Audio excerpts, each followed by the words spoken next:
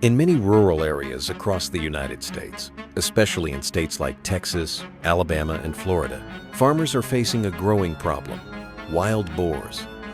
These animals are not just a minor nuisance. They move in large groups, sometimes hundreds at a time. When they storm into a farm, they don't just eat crops. They trample cornfields, tear up potato plants, knock down sugarcane, and even attack small livestock. To make matters worse, wild boars also spread dangerous diseases that can harm farm animals and pets. This is not a new issue, but it's getting worse every year. In just one single night, a herd of wild boars can cause thousands of dollars in damage. Farmers are left waking up to ruined fields, destroyed crops, and nothing they can do to stop it.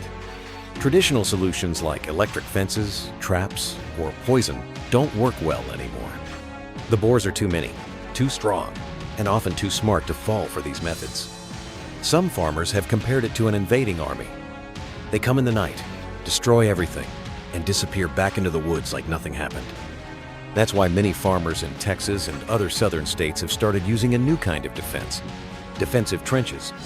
Instead of fixing fences or setting traps over and over again, they use heavy machinery to dig large ditches around their farms. These trenches are usually 3 to 5 feet deep and at least 3 feet wide.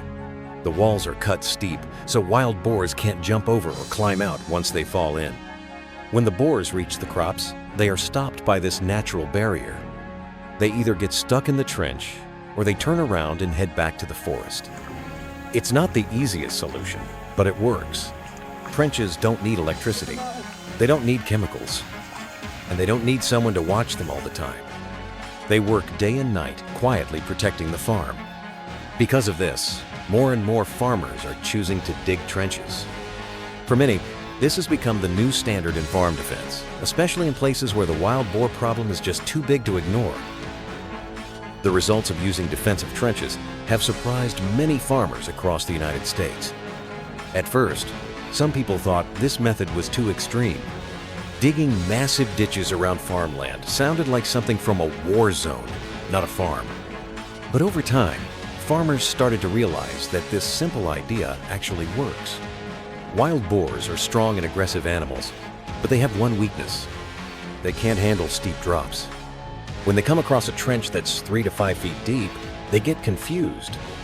They try to jump, but the gap is too wide. They try to climb, but the walls are too steep. Most of the time, the boars either fall in and get stuck, or they simply give up. Instead of attacking the crops, they turn around and head back into the forest. Farmers have shared videos showing large groups of wild boars pacing along the trench, trying to find a way in, but failing every time. Some of the animals try again and again, but in the end, they have no choice but to leave. That's why defensive trenches are becoming more popular. They don't just stop 1 or 2 animals, they stop entire herds. And they do it without needing constant attention. Unlike electric fences, trenches don't need power. Unlike traps, they don't need to be reset. And unlike chemicals, they don't harm the environment. Once the trench is dug, it just sits there working 24 hours a day, 7 days a week. Another big advantage is that trenches don't scare away other wildlife. They don't make noise. They don't smell. And they don't create risks for farm animals or pets. For farmers who have struggled for years to protect their crops, this method feels like a breakthrough.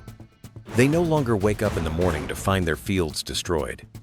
Instead, they know the trenches are quietly doing their job, even while they sleep. It's a simple solution, but sometimes the simplest ideas turn out to be the smartest. That's why more and more farmers are starting to see defensive trenches as the new standard in farm protection. But as with any solution, digging trenches comes with challenges. It's not as easy as grabbing a shovel and digging a hole. Building large defensive ditches takes serious planning, effort, and investment. The first and biggest problem is cost. Digging trenches is expensive, especially on large farms. Farmers need heavy machinery like excavators or bulldozers. They also need skilled operators to run the equipment, and that means paying for labor, fuel, and time. In many areas, the average cost for digging can be over $2 per meter.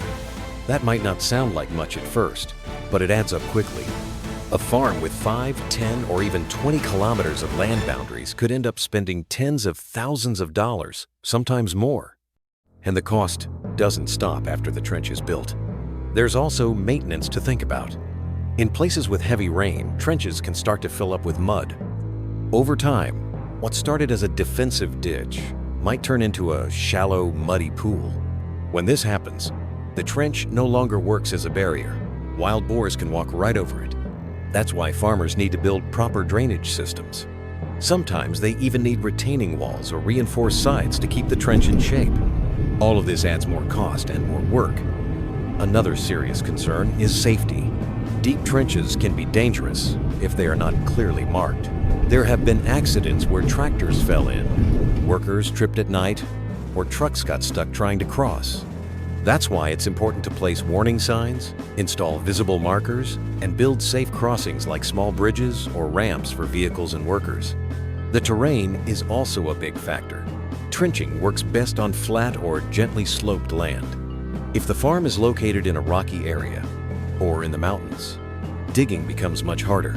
The machines have to work around boulders and tree roots, which slows down the process and drives up the cost even more. In some cases, the farmer has to ask, is this really worth it? If the land is too difficult, the answer might be no.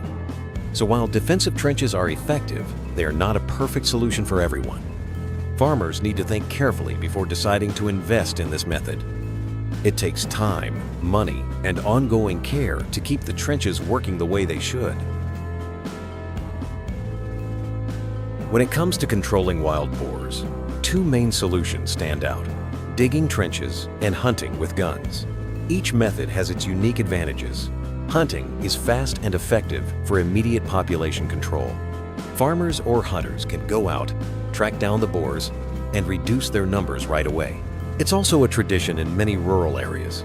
And for some, hunting brings in extra income through meat sales or guided hunts. However, hunting is not always practical. Boars breed fast, and wiping out a group one day doesn't stop a new herd from showing up a few months later.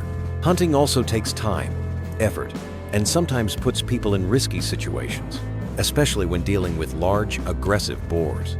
On the other hand, digging trenches offers long-term, passive protection.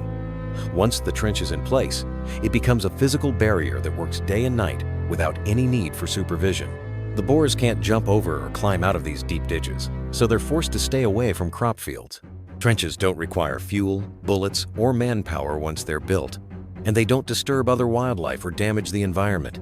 For many farmers, trenches represent a smarter investment for long-term defense, while hunting remains useful for population management.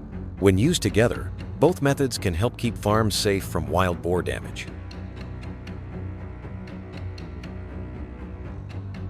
At the end of the day, farmers are simply trying to protect what they've worked so hard to grow. Farming isn't easy. It takes months of effort, careful planning, and long hours in the field just to get one good harvest. So when wild boars come in and destroy everything overnight, the loss isn't just about money. It's about the heartbreak of seeing months of work wiped out in just a few hours. That's why so many farmers are turning to defensive trenches. For some, it's the only method that has actually made a difference. Yes, the trenches are expensive. Yes, they require heavy machinery, careful maintenance, and long hours of labor. But for many farmers, the peace of mind is worth it. With a trench in place, they can finally sleep through the night without worrying about wild boars tearing through their crops. They don't have to keep resetting traps or fixing fences that get knocked over. And they don't have to rely on dangerous chemicals or complicated systems that might fail when they're needed most. A trench is simple. It's just a hole in the ground. But sometimes, the simplest solutions are the most effective. Farmers across states like Texas, Alabama, and Florida are now sharing their success stories. They're posting videos, talking to neighbors, and encouraging others to try this method too. Of course, trenches aren't right for everyone. In rocky areas, or on steep land, they might not work as well. And not every farm has the budget to dig miles of ditch. But for many farmers, especially those in flat rural regions, trenches have become the new standard for farm defense. In the end, it's about staying one step ahead of the problem. Wild boars, hybrid pigs, and other destructive animals aren't going away anytime soon. So farmers need real solution signs that work today, tomorrow, and for years to come. Defensive trenches may not be perfect, but for now, they are proving to be one of the best ways to protect America's farms from wild animal attacks.